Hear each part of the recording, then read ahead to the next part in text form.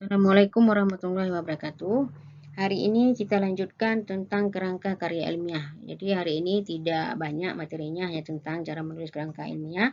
Dan saya harapkan setelah materi ini selesai, kalian semua bisa membuat kerangka dari topik ataupun judul yang sudah kalian pilih sebelumnya. Nah, ini pengulangan sedikit saja ya. Nah, jadi karya tulis ilmiah itu sendiri adalah tulisan yang harusnya memenuhi kaidah-kaidah keilmuan ya. Jadi asal katanya dari ilmiah itu ilmu. Contohnya esai, laporan, skripsi, disertasi, tesis, dan lainnya. Tulisan ilmiah bisa diartikan sebagai hasil pikiran ilmiah yang telah direncanakan dengan matang dengan tujuan untuk memudahkan penulisnya, di mana penulis adalah bagian biasanya ya, yang menulis itu adalah bagian daripada akademis, baik dosen, mahasiswa, ataupun akademisi lainnya, dan pengakuan serta jawaban terhadap sumber yang digunakan ya pada saat melakukan ataupun menulis karya ilmiah. Jadi pada dasarnya sebelum ataupun sesudah kita menentukan topik, kita harus tahu sebenarnya apa sih yang ingin kita tulis. Kalau misalnya sebelum membuat laporan mahasiswa, biasanya kan sebelum buat skripsi, pasti buat proposal dulu. Nah, jadi proposal itu juga harus rinci apa yang mau ditulis, kemudian bab 1 apa, bab 2 apa. Yang paling penting di proposal itu adalah bab 3 ya. Bagaimana cara kita menganalisa data. Nah, setelah itu baru kita laporkan cara menulis bab 4 sampai bab 5 sebagai kesimpulan. Dan dalam menulis karya ilmiah itu harus menunjukkan originalitas. Jadi, originalitas ini adalah apa yang ditulis itu betul-betul karya kita, original, bukan hasil plagiasi ya. Kemudian sintesis ataupun sintesa temuan-temuan tentang topik yang dibahas juga harus dituliskan dengan baik. Bentuk tulisan yang menyajikan data-data yang dianalisa berdasarkan teori-teori yang ada itu juga bagian daripada karya ilmiah. Dalam materi ini saya akan memberikan contoh ataupun contoh penulisan kerangka pada penulisan esai karya ilmiah, kemudian penulisan proposal dan juga hasil penelitian dan juga bagaimana penulisan pada publikasi hasil penelitian. Nah, ketiga ini punya teknik yang berbeda, tetapi saya sarankan sebelum memulai menulis kalian semua sudah memegang buku panduan menulis skripsi dari FKM, sehingga pada saat menulis nanti sudah tahu. Jadi apa-apa saja kerangka yang dibutuhkan dalam menulis skripsi ataupun proposal pada FKM. Karena setiap institusi, setiap penerbit memiliki cara-cara yang berbeda. Memang perbedaannya nggak jauh, tapi mungkin sedikit-sedikit perbedaan itu juga harus diperhatikan. Dalam menulis karya ilmiah, ada beberapa langkah yang harus diperhatikan. Yang pertama sudah pasti memilih topik, memilih tema, dan memilih judul yang bagus. Setelah itu, lakukan pengembangan terhadap topik tadi, dikembangkan menjadi judul. Kemudian selanjutnya yang paling penting adalah merencanakan naskah itu sendiri.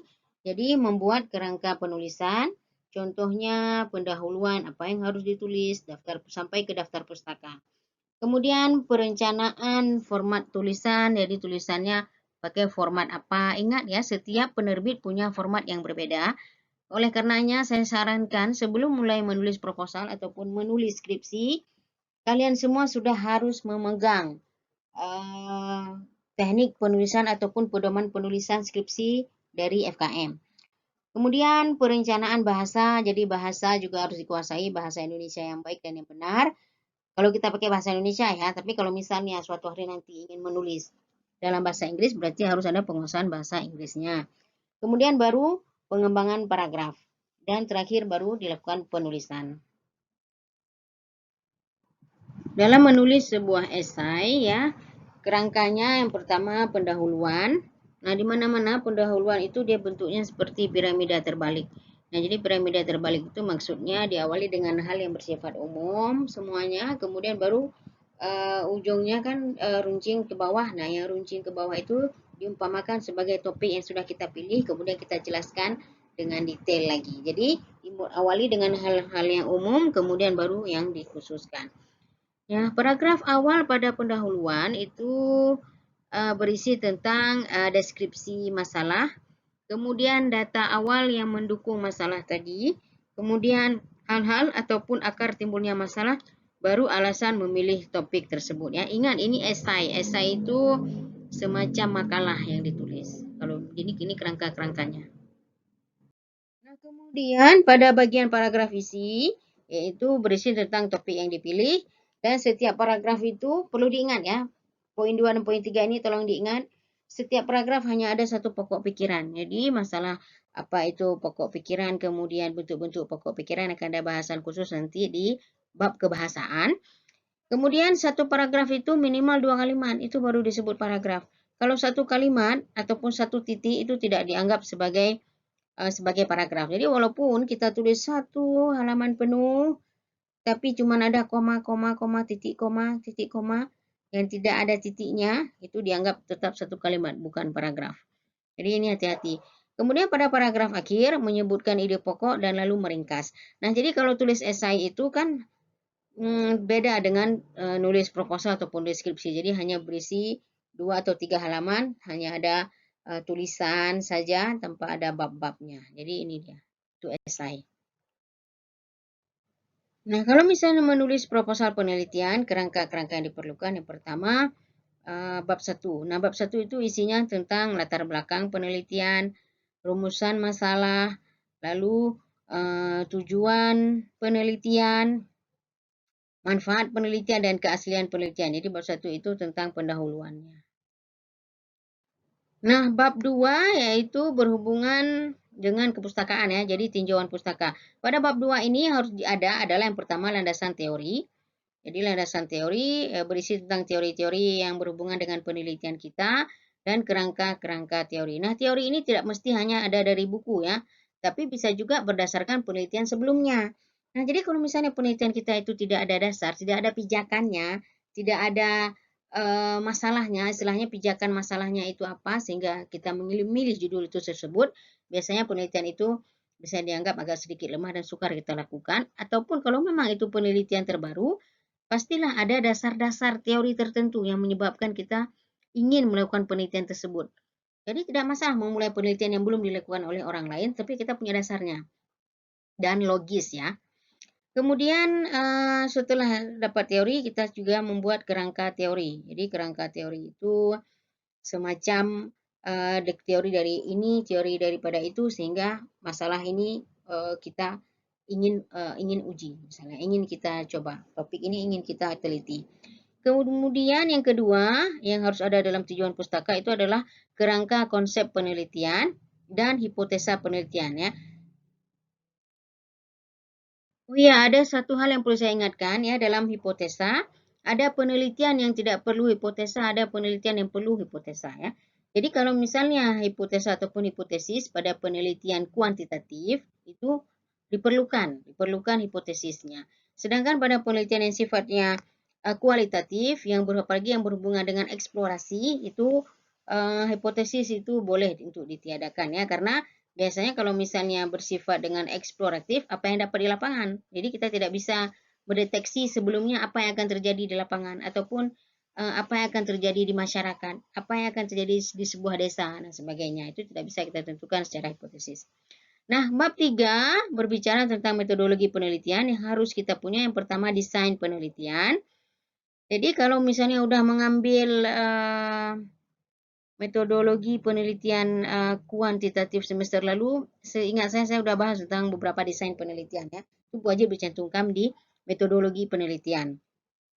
Kemudian lokasi dan waktu penelitian itu harus jelas juga dilakukan. Jangan ada manipulasi juga ya. Jadi penelitian itu misalnya 2 tahun yang lalu, kemudian kita bangun lagi. Kita bilang tahun 2020, tidak mungkin. Karena secara logika pasti sudah jadi banyak perubahan dalam 2 tahun ya. Kemudian jumlah populasinya itu harus jelas, kemudian jumlah sampelnya juga harus jelas, teknik pengambilan populasi dan sampelnya ini juga harus jelas, pakai cara apa, pakai teknik apa, ya. Kemudian variabel penelitiannya juga harus jelas, jadi variabelnya, kemudian alat ukurnya apa, hasil ukurnya apa, skala data yang digunakan itu apa, nominal, ordinal atau yang lainnya juga harus jelas. Lalu instrumen penelitiannya juga harus jelas, uji validitas dan reliabilitas dalam penelitian juga harus jelas. Instrumen yang dipakai sudah jelas, ini sepertinya pengulangan nomor 6 ya. Kemudian prosedur penelitian ya. Kemudian analisa data dan juga etika penelitian. Nah, etika penelitian ini juga penting ya. Sangat penting. Jadi semua hal ini sangat penting dalam melakukan penelitian itu etikanya seperti apa. Misalnya contohnya pada penelitian kedokteran hewan misalnya etika pemberlakuan sampel pada hewan itu seperti apa ya dan lainnya juga kita dalam penelitian ke masyarakat itu etika-etikanya itu seperti apa dan lainnya. Jadi yang tadinya sebelumnya itu adalah kerangka penulisan proposal. Ini semuanya sudah mulai nulis proposal atau sudah tahap akhir menuju skripsi atau bagaimana? Nah, jadi ini adalah kerangka laporan penelitian bab 1 sama seperti penjelasan sebelumnya. Bab 2, tinjauan pustaka sama juga seperti sebelumnya. Metodologi penelitian juga sama. Kemudian pada bab 4-nya, ya, jadi kalau proposal cuma sampai bab 3, sedangkan kalau misalnya laporan penelitian ataupun skripsi di kita, jadi laporan itu banyak ya. Laporan itu bisa dalam bentuk skripsi, bisa dalam bentuk tesis, disertasi, dan lainnya. Jadi kalau pada bab 4 itu hasil dan pembahasan. Kemudian ya dia ada hasil, harus ada hasil, isi hasilnya apa, kemudian pembahasan, keterbatasan penelitiannya seperti apa.